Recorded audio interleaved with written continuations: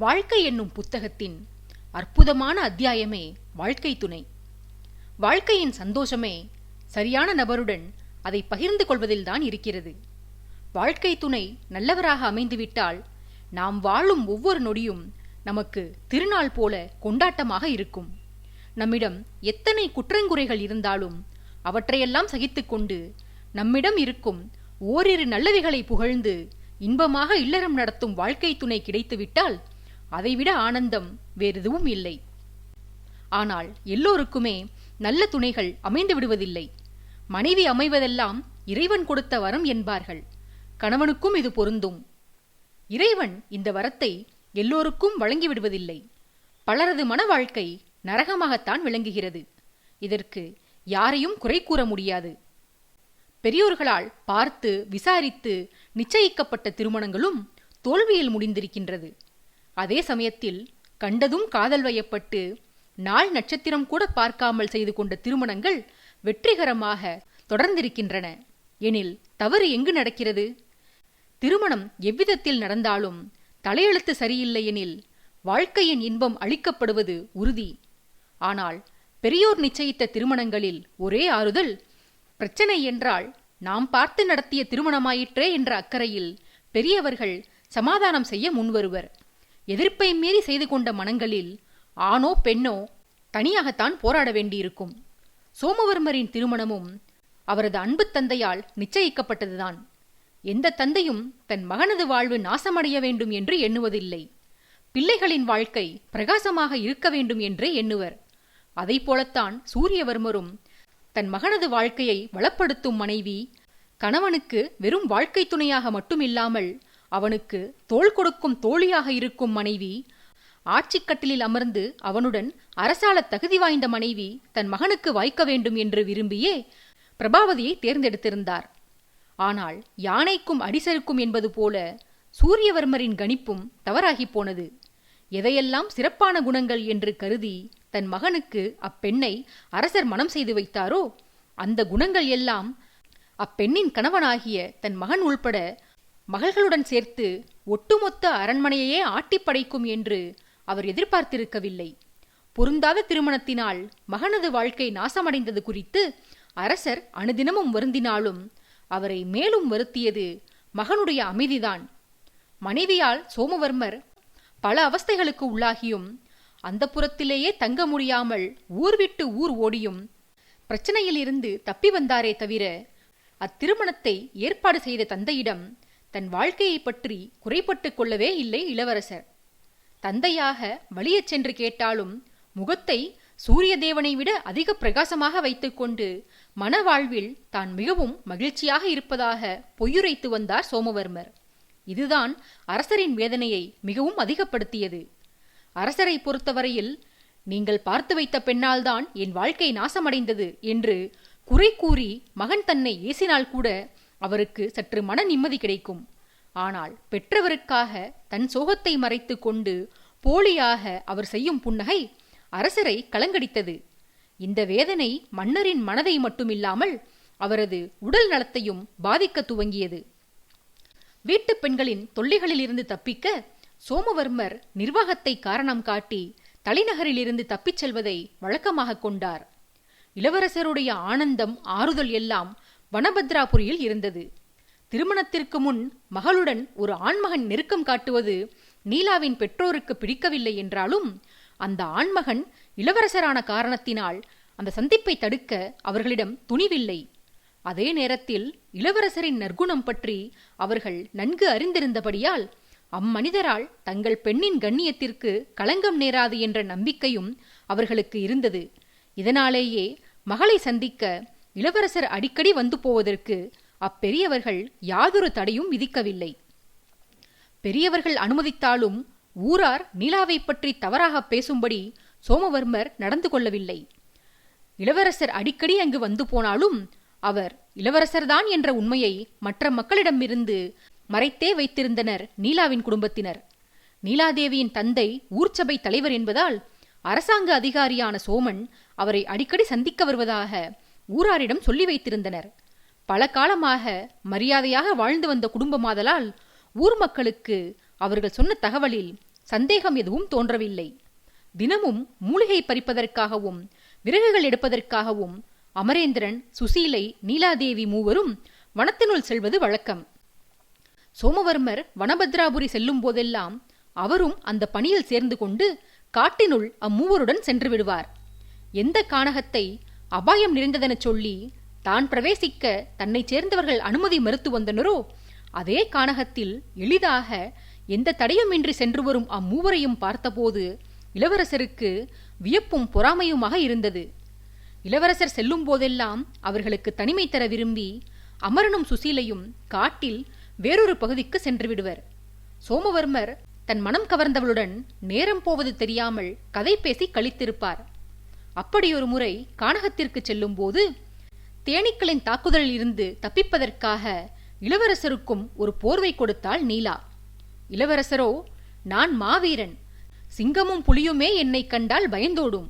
போயும் போயும் ஒரு தேனீக்கு பயந்து நான் போர்வை போர்த்தினால் என் கௌரவம் என்னவாகும் என்று மமதையுடன் பேசி நீலா கொடுத்த போர்வையை வாங்க மறுத்துவிட்டு கிளம்பிச் சென்றார்.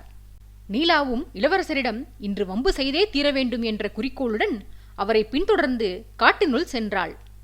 காட்டினுள் தேன்கூடு இருந்த இடத்திற்கு இளவரசரை அழைத்துச் சென்று நேராக கூட்டின் கீழ் அவரை நிற்க வைத்து இளவரசர் அறியாவண்ணம் தேன்கூட்டின் மீது கல்லெறிந்தாள் நீலா. எரிந்தவள் போர்வையால் தன்னையும் மூடிக்கொண்டு இளவரசரையும் மூட ஆயத்தமாக நின்றாள். அடுத்த நொடி தேனீக்கள் படையெடுத்து பறந்து சென்றதில் ஒரு தேனி சோமவர்மரின் கையில் கொட்டியது. அவர் வலியால் அலற, இதற்குதான் காத்திருந்தவள் போல நீலாதேவி இளவரசரை தனது போர்வையால் மூடிக்கொண்டு, இப்போது என்ன சொல்கிறீர்கள்? தேனி கொட்டினாலும் வலிக்கத்தான் செய்யும். சிங்கம் புலி வந்தால் அம்பெய்து அவற்றை வீழ்த்தலாம். ஆனால் தேனீக்கள் படையெடுத்தால் போர்வைதான் நமக்கு கேடயம். புரிகிறதா இப்போது என்று கேட்டு கலகலவெனச் சிரித்தாள். நீலா வேண்டுமென்றேதான் இப்படி ஒரு காரியத்தை செய்திருக்கிறாள் என்று உணர்ந்து கொண்ட சோமவர்மர் அவளை பழிவாங்க தான் ஒரு யுக்தியை கையாண்டார். நீலா பேச பேச வலியால் துடிப்பவர் போல நடித்தார் சோமவர்மர். ஐயோ அம்மா, என்னால் முடியவில்லை. வலியால் எனக்கு உயிரே போய்விடும் போலிருக்கிறதே. விஷம் நன்கு இறங்கிவிட்டது.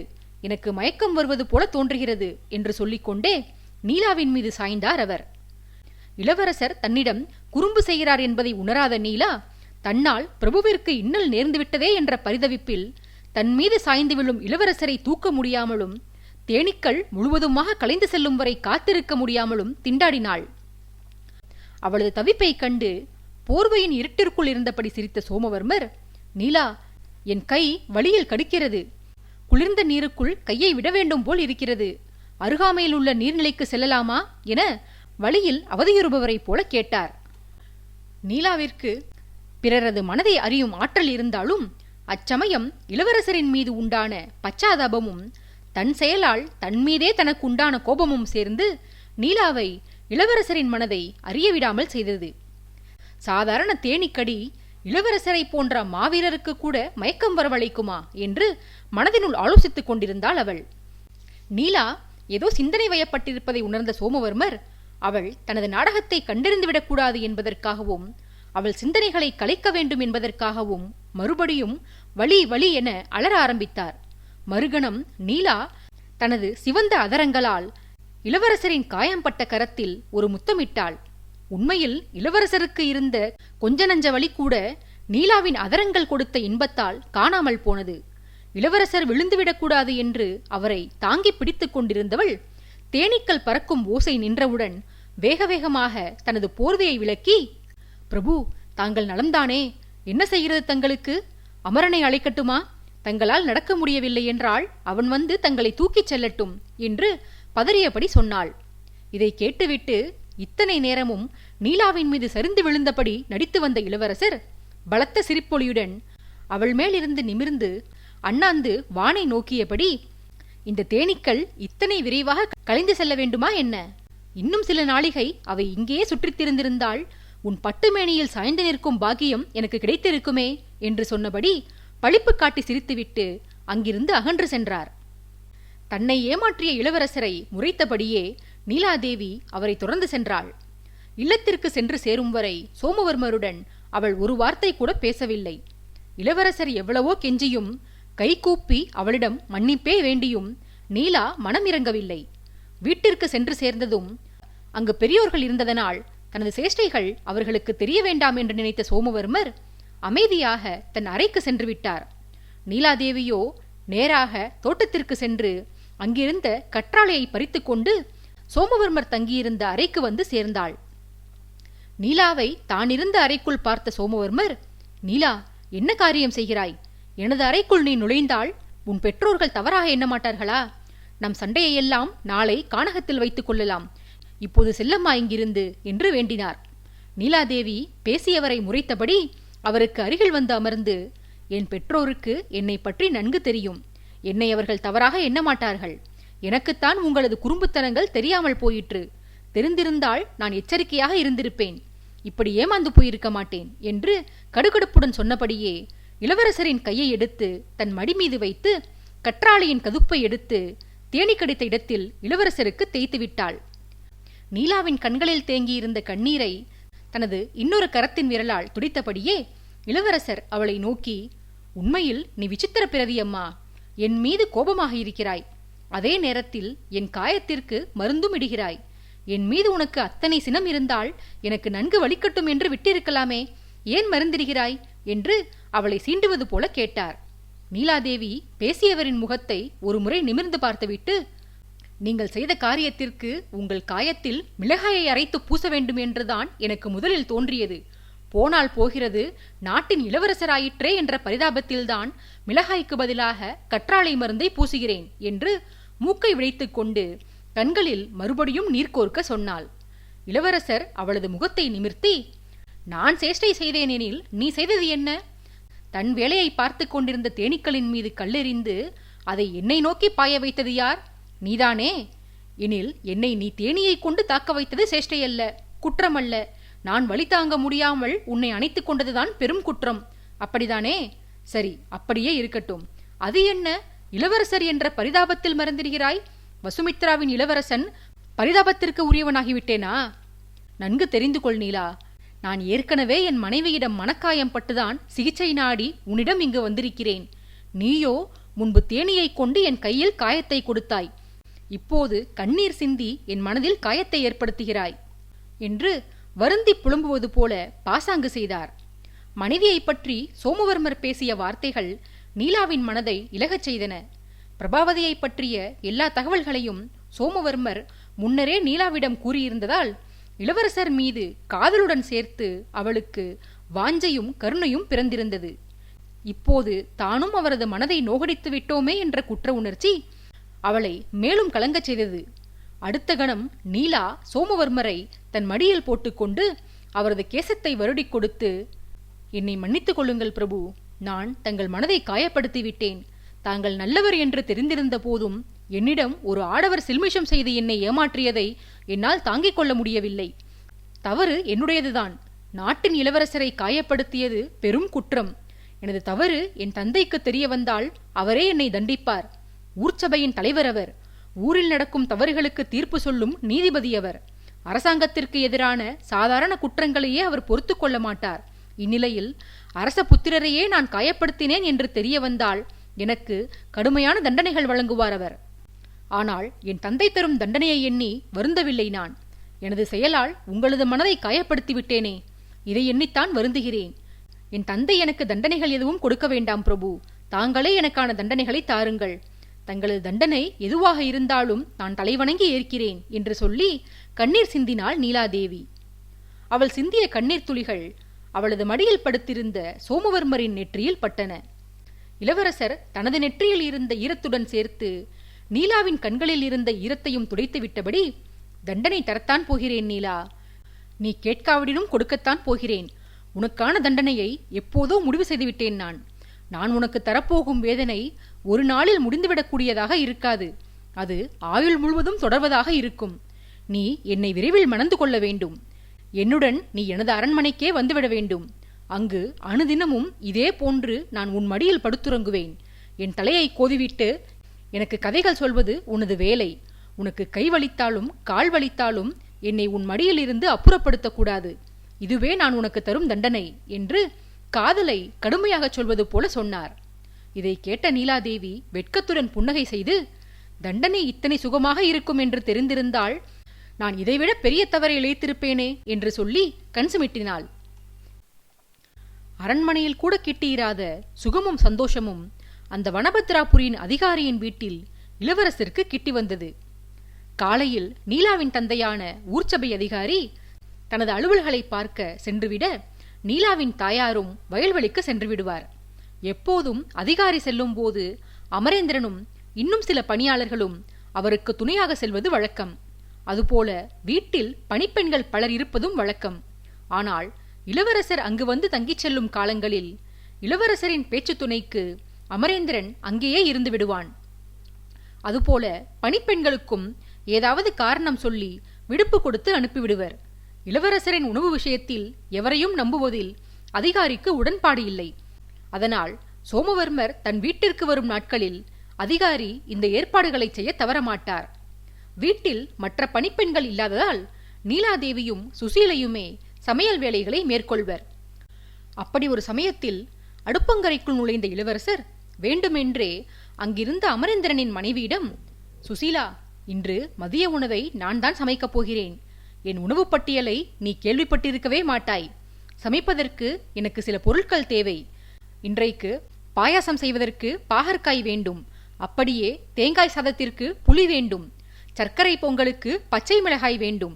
தோட்டத்திற்கு சென்று இவைகளை பறித்து வா அம்மா என்று சொல்லி சுசீலையை அனுப்பினார். சமையல் பட்டியலை கேட்டவள் அதிர்ந்து போனாலும் இளவரசரின் பேச்சை தட்ட முடியாமல் தோட்டத்திற்கு சென்றாள் சுசீலை. பின்பு சோமவர்மர் அமரேந்திரனிடம், அமரா, நீலா உன்னிடம் முன்பே கூறியிருக்கிறாளா இல்லையா? மனைவி எங்கு சென்றாலும் கணவன் நீயும் அவளுடன் செல்ல வேண்டும் என்று. அப்போதுதான் உங்களுக்குள் அன்பு பெருகுமாம், ஆசை ஊற்றெடுக்குமாம். உன் எஜமானியின் உத்தரவை நீ ஏற்க மாட்டாய் என்று மிரட்டுவது போல கேட்டு அமரனையும் வெளியே அனுப்பினார். அவனும் தலை குனிந்து சிரித்த வண்ணமே அங்கிருந்து வெளியேறினான். இளவரசர் ஏன் இதையெல்லாம் செய்கிறார் என்று நீலாதேவிக்கு நன்கு தெரியும். இளவரசரின் குறும்புக்கு தான் பணியக்கூடாது என்று எதுவும் தெரியாதவள் போல முகத்தை வைத்துக் கொண்டு, அடடா, சுசீலையிடம் சாம்பாரில் போட மீன் பிடித்து வர சொல்ல மறந்துவிட்டேன். அப்படியே ரசம் வைக்க பால் கறந்து வர சொல்ல மறந்துவிட்டேன். நான் சென்று சொல்லி வருகிறேன் பிரபு. அதுவரையிலும் இந்த கரண்டியை கொண்டு குழம்பை கிளறிக் கொண்டிருங்கள் என்று கெஞ்சுவது போல சொல்லிவிட்டு வெளியேற முனைந்தாள். அப்போது அவள் கையை பிடித்து இழுத்த சோமவர்மர், எத்தனை தைரியம் இருந்தால் நாட்டின் இளவரசன் என்னை கரண்டி பிடிக்கச் சொல்வாய்? வாள்களையும் வேல்களையும் பிடிக்க வேண்டிய கரங்கள் இவை. என்னை கரண்டியை பிடித்து குழம்பை கிளறச் சொல்கிறாயா? அது என்ன, உங்கள் ஊரில் பால் ஊற்றிதான் ரசம் வைப்பீர்களோ? சாம்பாரில் கத்திரி முருங்கைக்கு பதிலாக மீனை போட்டுதான் சமைப்பீர்களோ? என்னையே ஏமாற்ற பார்க்கிறாயா என்று கேட்டு நீலாவின் கையை பற்றி இழுத்து அமர்ந்திருக்கும் தன் அருகில் அவளை கொணர்ந்து அவள் காதை பிடித்து திருகினார். அவள் இளவரசரின் உடும்பு பிடியிலிருந்து விடுபட்டபடியே, நீங்கள் மட்டும் என்னவாம், பாயசத்திற்கு பாகற்காய் கேட்கவில்லை, தேங்காய் சாதத்திற்கு புளி கேட்கவில்லை, அப்படித்தான் இதுவும். நான் உணவு சமைக்கிறேன் என்று நீங்களாகத்தானே கூறினீர்கள். அப்போது நீங்கள் இளவரசர் என்று உங்களுக்கு ஞாபகம் வரவில்லையா என்ன? நான் குழம்பை கிளறச் சொன்ன பின்புதான் அது உங்களுக்கு நினைவு வந்ததா? எனில் நாட்டு நிர்வாகத்தை இளவரசர் உங்களை கவனிக்க சொல்ல வேண்டுமானால் அடிக்கடி உங்களை தேடி வந்து உங்கள் கரங்களில் கரண்டியை கொடுக்க வேண்டும் போலவே என்று கூறி வெடுக்கென கையை உருவிக்கொண்டு ஓட முயன்றாள். ஓடியவளை பிடித்து இழுத்து வந்த சோமவர்மர், இன்றைக்கு பார், நான் சொன்னபடியே சமைத்து காட்டுகிறேன். உன் வீட்டில் எல்லோரும் என்னை எப்படி புகழ்கிறார்கள் என்று மட்டும் பார் என்று சவால் விட்டபடியே சுசீலை காய்களை கொண்டு வர பெண்களை அடுப்பங்கரையை விட்டு வெளியே அனுப்பிவிட்டு அமரேந்திரனின் ஒத்தாசையுடன் இளவரசர் சமையலை செய்து முடித்தார். அன்று மதிய உணவிற்கு அதிகாரி வீடு திரும்ப உணவு பட்டியலை தந்தைக்கு எடுத்து கூறினாள் மகள் நீலா. அதனை கேட்டவர், அம்மா, என்ன விளையாட்டுத்தனம் இது? நான் பசியோடு வந்திருக்கிறேன். இப்படி ஒரு விந்தையான உணவையா எனக்கு செய்து வைத்திருப்பாய்? உன்னை பெற்ற கடனுக்கு அதை நானாவது உண்டு விட்டு போகிறேன். இளவரசர் என்னம்மா தீங்கு செய்தார்? நாட்டின் யுவராஜர் உண்ண வேண்டிய உணவா இது? நீ எத்தனை பொறுப்பான பெண்! இந்த குறும்புத்தனங்கள் எங்கிருந்தம்மா வந்தது உனக்கு என்று சொல்லி மகளை கடிந்து கொண்டார். அத்தனை பேச்சுக்களையும் பொறுமையாக கேட்டுக்கொண்டிருந்த நீலா அறைக்குள் இருந்தபடி இந்த உரையாடல்களை கேட்டுக்கொண்டிருந்த சோமவர்மரது செவிகளில் படும்படி, அப்பா, இந்த குறும்புத்தனங்கள் எல்லாம் நம் வீட்டின் விருந்தாளியிடம் இருந்துதான் எனக்கு வந்ததப்பா. இன்னொன்று தெரிந்து கொள்ளுங்கள், இந்த விசித்திர உணவை சமைத்தது நான் அல்ல, உங்கள் யுவராஜர்தான் என்று தந்தையிடம் கண்களை உருட்டி சொன்னவள் பின்பு அறைக்குள் எட்டி பார்த்தபடி, அடி சுசீலா, நம் சக்கரவர்த்தி திருமகனை வெளியே அழைத்து வா, உணவு சமைத்தவரை என் தந்தை காண வேண்டுமாம் என்று சத்தமாக சொல்ல, சுசீலை இளவரசரை கையை பிடித்து வெளியே அழைத்து கொண்டு வந்தாள். உணவின் முன்பு பசியுடன் அமர்ந்து வெறிக்க வெறிக்க அதை பார்த்து கொண்டிருந்த அதிகாரி இளவரசனை கண்ட மாத்திரத்தில் திடுக்கிட்டு எழுந்து நின்றார். இளவரசர்தான் உணவு சமைத்தார் என்று நீலா சொன்னதற்கு சோமவர்மர் மறுப்பு தெரிவிக்காததால் அந்த தகவல் உண்மையாகத்தான் இருக்க வேண்டும் என்ற நம்பிக்கையில் பாகற்காய் பாயசத்தையும் புளி போட்ட தேங்காய் சாதத்தையும் கண்களை மூடிக்கொண்டு 2 கவளங்கள் வேக வேகமாக உண்டார். உண்டதும் இல்லாமல், சமையல் அருமை இளவரசே, ஆனாலும் தாங்கள் எங்களது விருந்தாளி, தங்களுக்கு எதற்கு இந்த வீண் சிரமம்? நாங்கள்தான் உங்களுக்கு பணிவிடை செய்ய வேண்டியவர்கள், தாங்கள் எதற்கு இந்த வீட்டு வேலைகளை செய்ய வேண்டும் என்று கேட்டு நெளிந்தார்.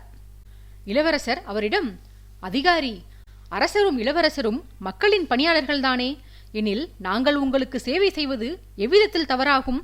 அதுவுமின்றி நீலாவை நான் திருமணம் முடித்து அழைத்துச் சென்ற பின்னால் அவள் என் வீட்டுப் பணிகளை மேற்கொள்ளதானே செய்வாள். அப்படியெனில் நான் அவள் வீட்டு வேலைகளை பங்கிட்டுக் கொள்வதில் என்ன தவறு உள்ளது என்று கேட்டு நீலாவை நோக்கி புருவங்களை ஆட்டினார். இதற்கு தந்தை பதில் கூறும் முன்பாக மகள் நீலா குறுக்கிட்டு, வேலை செய்வது முக்கியமில்லை இளவரசே, செய்யும் வேலையை திருத்தமாகச் செய்தல் வேண்டும். நேற்றைக்கு நீங்கள் உண்ட உணவு எத்தனை ருசியாக இருந்தது, இன்று அப்படியா இருக்கிறது நீங்கள் சமைத்த இவ்வுணவு என்று தவறை கண்டுபிடித்து விட்டவள் போல கேட்டு இடையில் கை வைத்துக் கொண்டாள். நீலாவின் தந்தைக்கு தான் அவ்விடத்தில் இருப்பதா இல்லை அங்கிருந்து செல்வதா என்றே விளங்கவில்லை. எப்போதுமே பொறுமையும் சாந்தமுமாக இருக்கும் அன்பு மகள் இளவரசரின் முன்னால் மட்டும் துடுக்குத்தனத்துடன் நடந்து கொள்கிறாள். இதைக் கண்டு யுவராஜரும் கோபம் கொள்வதில்லை. நீலாவின் வேடிக்கை பேச்சை ரசித்தபடியேதான் இருக்கிறார். அவர் கோபப்பட்டாலாவது மகளை கண்டிக்கலாம். ஆனால் அவரே அதை விரும்பும்போது மகளை தடுக்கவும் முடியவில்லை. அதே நேரத்தில் நம் கண் முன்பே இளவரசரை அவள் மரியாதை இல்லாமல் பேசும்போது அதை கை கட்டி வேடிக்கை பார்க்கவும் முடியவில்லை. இதற்கு ஒரே தீர்வு இங்கிருந்து மெதுவாக வெளியேறுவதுதான் என்று யோசித்து இளவரசரிடம் விடை பெற்றுச் செல்வதற்கு எத்தனித்தார் அதிகாரி. சோமவர்மர் வெளியே செல்பவரை நிறுத்தி, அதிகாரி, உணவை ருசி பார்க்காமல் சென்றால் எப்படி? நீங்கள் இப்போது சாப்பிட்ட உணவு என் வருங்கால மனைவிக்காக நான் தயாரித்தது. அவளுக்கு வாய் நீண்டு விட்டதல்லவா, அதனால்தான் அந்த வாய்க்காக பாகற்காயில் பாயசம் செய்தேன். இந்த வாயாடி பெண்ணை பெற்ற குற்றத்திற்காக அந்த பாயசத்தை நீங்கள் ருசி பார்த்து விட்டீர்கள். இப்போது உங்களுக்காக சமைத்த அறுசுவை உணவை ருசித்துவிட்டு கிளம்புங்கள் என்று சொல்லிவிட்டு அமரனிடம் மற்ற உணவுகளை எடுத்து வரச் சொன்னார் சோமவர்மர். சாம்பார், ரசம், கூட்டு, அவியல், பொரியல், பால் பணியாரம் என வகை வகையான உணவுகளை கூடத்திற்கு எடுத்து வரச் செய்தார். அமரன் எடுத்து வந்த உணவின் வாசனையே அலாதியாக இருந்தது. இத்தனை நேரமும் அடுப்பங்கரையை அடைத்துக் கொண்டு ஆடவர்கள் சமையல் செய்ததற்கான காரணம் இந்த உணவின் மனம் வெளிப்பட்டு விடக்கூடாது என்பதற்காகத்தான் என அப்போதுதான் நீலாவிற்கு விளங்கியது. உணவை வியந்து பார்த்தபடி செயலற்று போய் நின்றிருந்த நீலாவின் முன்பாக கையை ஆட்டி அவளது கவனத்தை ஈர்த்த இளவரசர், பெண்ணே, ஏன் இந்த அதிர்ச்சி? வாழ்பிடித்த கரங்கள் எப்படி மணக்க மணக்க சமையல் செய்தன என்று வியக்கிறாயா? ஆள்வதற்கு நாடுகளை கைப்பற்றினாலும் உண்பதற்கு சோற்றைத்தானே தேடி போக வேண்டும். எந்நேரமும் அரண்மனையிலும் அந்த புறத்திலுமே நான் காலம் கழிப்பதில்லை. போர் செய்ய, எல்லை காவல் புரிய, நாடு நகரங்களை பார்வையிடவென்று நான் சதா ஊர் சுற்றியபடியேதான் இருக்க நேரிடும். அந்த தருணங்களில் உணவு தயாரிக்கும் என் வீரர்களுடன் சேர்ந்து நானும் சமைப்பேன். அப்படித்தான் நான் இந்த கலையை தெரிந்து கொண்டேன். நீ கவலைப்படாதே பெண்ணே. உன்னை மனம் முடித்து அழைத்துச் சென்ற பின்னால் நீ பட்டினி கிடக்கும் நிலை வராது. என் பணிப்பெண்கள் உனக்கு உணவு தயாரிக்காமல் போனாலும் நான் உனக்காக சமைத்து போடுவேன்.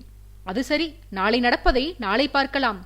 இப்போது எங்களுக்காக உணவு பரிமாறுகிறாயா, இல்லை அதையும் நாங்களேதான் பரிமாறிக்கொள்ள வேண்டுமா என்று கேட்டுவிட்டு அதிகாரியை அமர வைத்து தானும் உணவுண்ண அமர்ந்தார் இளவரசர். கூடத்தின் ஓரத்தில் நின்றிருந்த அமரேந்திரனையும் வந்து தன்னுடன் அமர்ந்து உணவுண்ணும்படி அழைத்தார் அவர். அமரன் ஆடிப்போனவனாய், பிரபு, நான் தங்கள் அருகில் அமர்ந்து உணவுண்ணுவதா? கூடாது பிரபு, தாங்கள் இளவரசர், நானோ அடிமை. தேவி தங்களுக்கு அருகில் அமர்ந்து உணவுண்ணட்டும். நானும் சுசீலையும் உங்கள் அனைவருக்கும் பரிமாறுகிறோம் என்று சொன்னபடியே தோளில் போட்டிருந்த துண்டை எடுத்து இடையில் கட்டிக்கொண்டு உணவு பரிமாற விரைந்தான் அமரன். இளவரசர் அவனை தடுத்து நிறுத்தி, நான் இளவரசன் சரி, நீ எப்படி அடிமையாவாய்? இந்நாட்டில் அடிமைத்தனம் கிடையாதென்பதை நீ அறிய மாட்டாயா என்ன?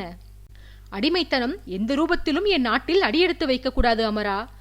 அது பணியாளனை அடிமைப்படுத்துவதாக இருந்தாலும் பெண்ணடிமைத்தனமாக இருந்தாலும் என் நாட்டிற்குள் அவற்றிற்கு இடமே கிடையாது.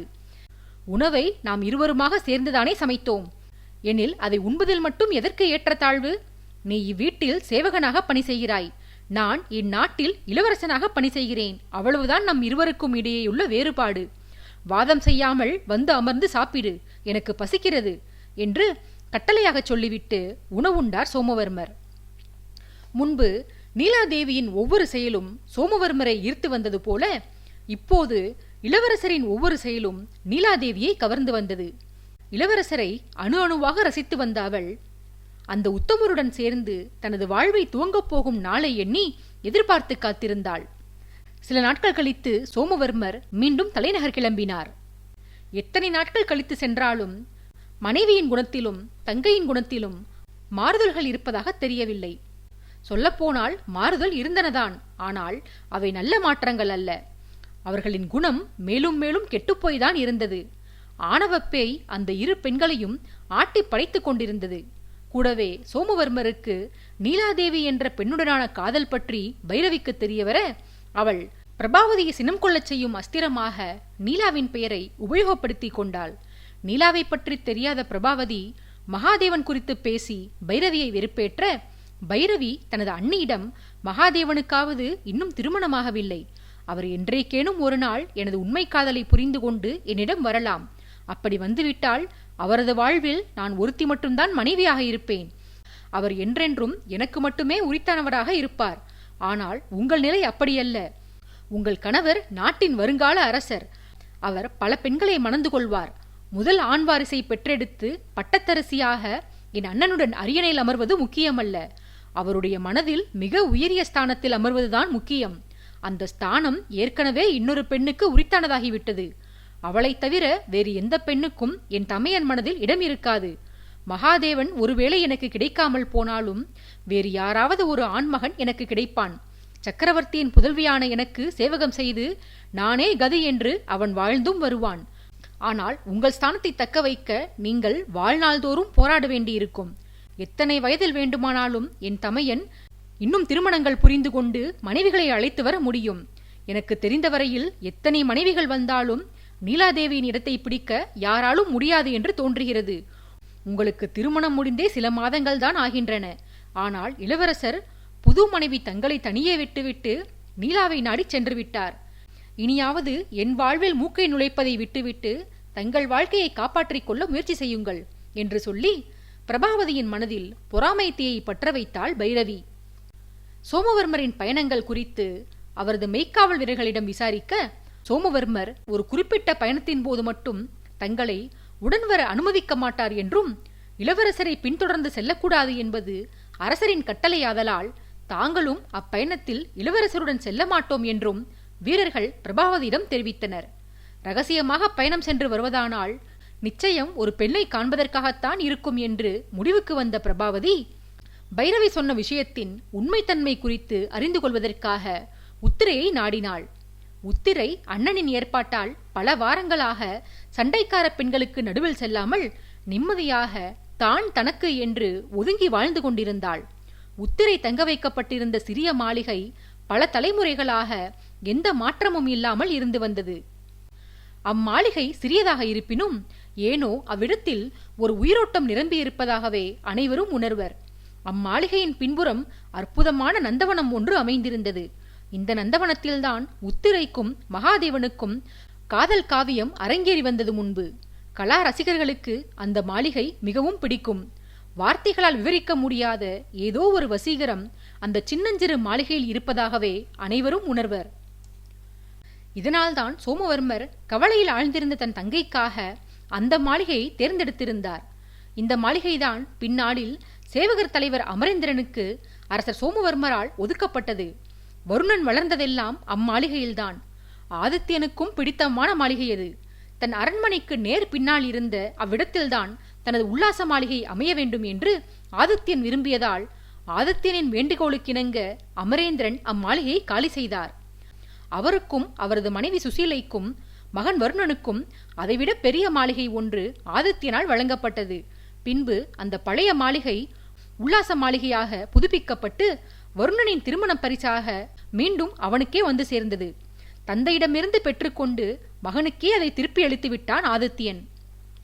இன்றைக்கு வருணன் இல்லாத காரணத்தால் அது தற்காலிகமாக ஆதித்யன் வசம் இருந்தாலும் வருணனின் மறுவரவிற்கு பிறகு மீண்டும் அவனையே சேர காத்திருக்கிறது அந்த மாளிகை.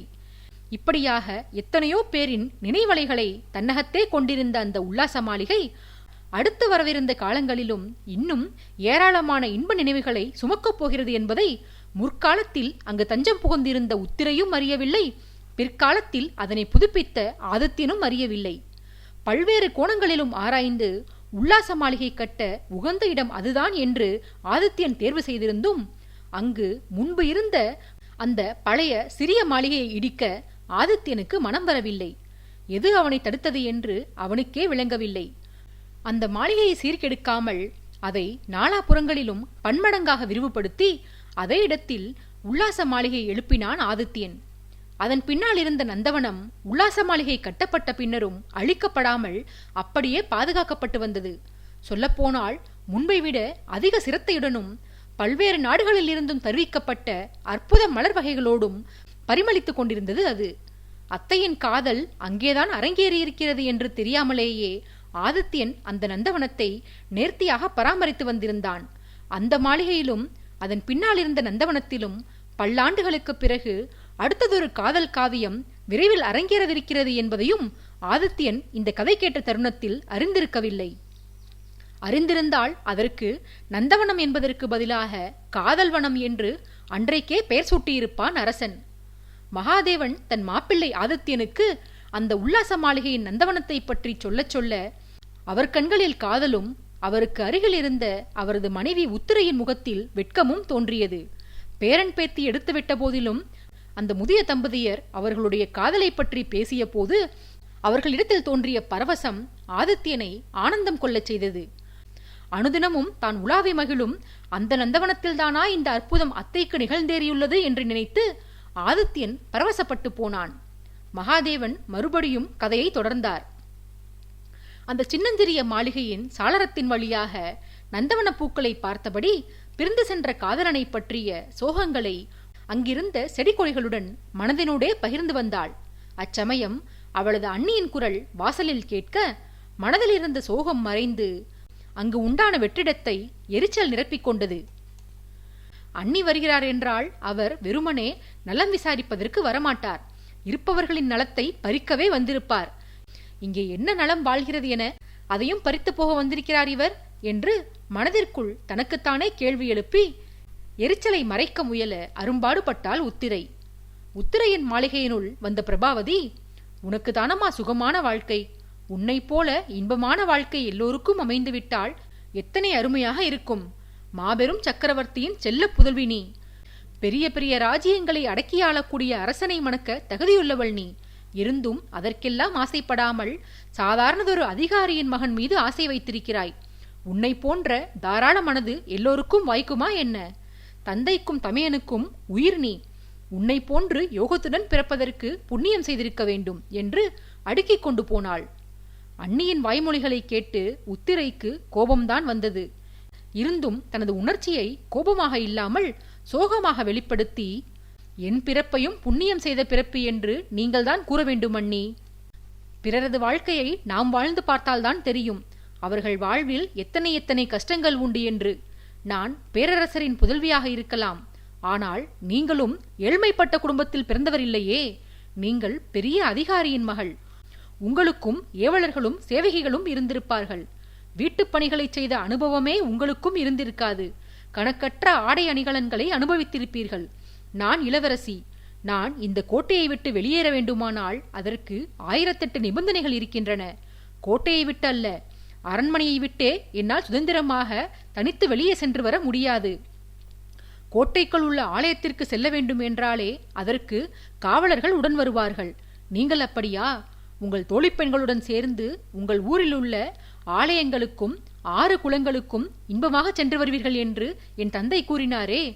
இதில் நான் எந்த விதத்தில் தங்களை விட சொகுசு வாழ்க்கையை வாழ்கிறேன் என்று கூறுகிறீர்கள்? நான் தங்க கூண்டில் அடைப்பட்ட கிளி, அவ்வளவே.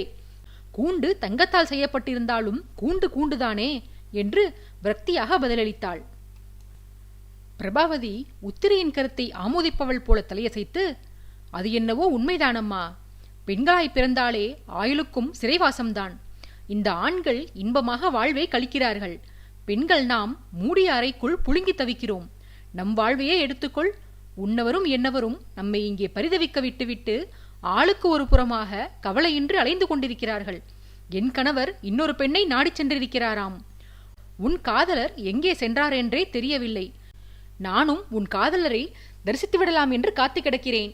ஆனால் அவர் வருவதாகவே தெரியவில்லை. இனியும் இந்த ஆடவர்களை நம்பி காத்திருப்பதில் பயனேதும் இல்லையம்மா. எனக்குதான் தலையெழுத்து. திருமணமாகிவிட்டது. உன் தமையன் என்ன கயமைத்தனம் செய்தாலும் அதை நான் பொறுத்துதான் போக வேண்டும். ஆனால் உனக்கு என்ன வந்தது? நீ அந்த மகாதேவனை தூக்கி எறிந்துவிட்டு வேறு ஆண்மகனை திருமணம் செய்து கொள்ளலாமே. அவர் இந்நேரம் எந்த நாட்டில் எந்த பெண்ணுடன் வாழ்கிறாரோ யார் கண்டது என்று உத்திரைக்கு ஆதரவாக பேசுவது போல கூறினாள். தமையனையும் காதலனையும் பற்றி அண்ணி பேசிய அவதூறு வார்த்தைகளை பொறுத்து கொள்ள மாட்டாமல் உத்திரை ஆவேசத்துடன், நிறுத்துங்கள் அண்ணி. நீங்கள் நினைப்பது போல என் அண்ணனும் அவரது நண்பரும் மோசமானவர்கள் அல்ல. என் தந்தைக்கு எங்களது விவகாரம் தெரிந்துவிட்டபடியால் தவறிழைத்து விட்டோமே என்ற குற்ற உணர்ச்சியினால்தான் மகாதேவன் என்னை விட்டு பிரிந்து சென்றிருக்கிறார். விரைவில் திரும்பி வந்து அவர் என்னை மனம் முடிக்கத்தான் போகிறார். என் தமையனை பற்றி சொல்ல வேண்டுமானால் அவர் உங்களை மணப்பதற்கு முன்னாலேயே நீலாதேவியை விரும்பிவிட்டார். என் தந்தையின் விருப்பத்திற்காகத்தான் தங்களை முதலில் திருமணம் முடித்தார். அரச குலத்தார் பல பெண்களை மனம் முடிப்பது குற்றச்செயல் அல்ல, அது அரச தர்மம். அதனால் உங்கள் மனதை திடப்படுத்திக் கொள்ளுங்கள். நானும் இளவரசர் ஒருவரை காதலித்திருந்தால் இது போன்ற விஷயங்களை தாங்கிக் கொள்ள பழகியிருப்பேன் என்று பதில் சொல்லி வந்தாள். அடுத்த கணம் பிரபாவதி ஆத்திரத்துடன், எனில் பைரவி கூறியது உண்மைதானா? இளவரசரின் வாழ்வில் என்னை தவிர வேறொரு பெண் உள்ளதாக அவள் கூறியது முற்றிலும் உண்மைதான் இல்லையா? உன் தமையன் என்னை ஏமாற்றிவிட்டார். மாகாணங்களை பார்வையிடச் செல்வதாக கூறிவிட்டு அந்த மங்கையை பார்வையிடச் சென்றுள்ளார். துரோகம் துரோகம் என்று அலறிக்கொண்டே உத்திரையின் மாளிகையிலிருந்து வெளியேறினாள் பிரபாவதி. உத்திரைக்கு அதன் பிறகே விஷயம் தெரிந்தது. அண்ணி இங்கு வந்து பேச்சு கொடுத்தது நம் மீதுள்ள அக்கறையினால் அல்ல. அண்ணனை பற்றிய தகவலை நம்மிடமிருந்து திரட்டவே அவர் வந்து சென்றிருக்கிறார். இது தெரியாமல் அண்ணனை காட்டிக் கொடுத்து விட்டோமே. பாவம் அண்ணன். நாட்டின் யுவராஜனாக இருந்த போதிலும், நாடே போற்றும் உத்தமனாக வாழும் போதிலும் தந்தையின் ஆசைக்காக இந்த பெண்ணிடம் மாட்டிக்கொண்டு அல்லல் படுகிறாரே என்று வேதனை அடைந்தவள் நேரே தந்தையை காணச் சென்றாள். பல நாட்களாகவே மாளிகைக்குள்ளேயே முடங்கி கிடந்த மகள் தன்னை காண தன் தனியறைக்கு வந்திருக்கிறாள் என்றால் ஏதேனும் முக்கிய விஷயமாகத்தான் இருக்கும் என்று கருதி மகளை அன்புடன் அறைக்குள் வரவேற்றார் சூரியவர்மர். தந்தையிடம் நெருங்கி வந்தவள் அவர் அருகில் வந்து மண்டியிட்டு, நான் தெரியாமல் ஒரு தவறிழைத்து விட்டேன் தந்தையே.